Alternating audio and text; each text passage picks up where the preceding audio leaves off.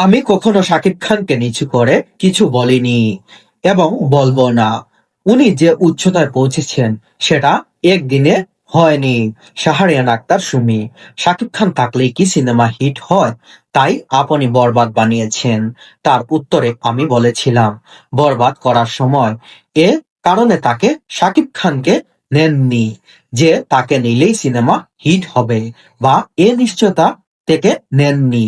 আমি শাকিব খানকে নিয়েছিলাম গল্প চরিত্রের কারণে।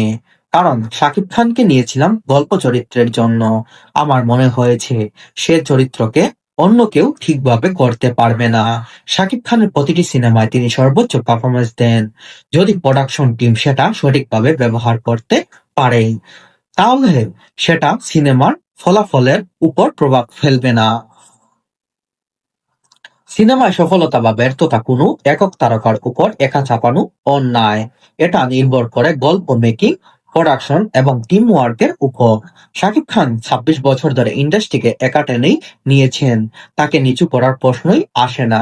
আমি কখনোই শাকিব খানকে নিয়ে নিচু করে কোনো কথা বলবো না। উনি যে উচ্চতায় পৌঁছেছেন সেটা একদিনে হন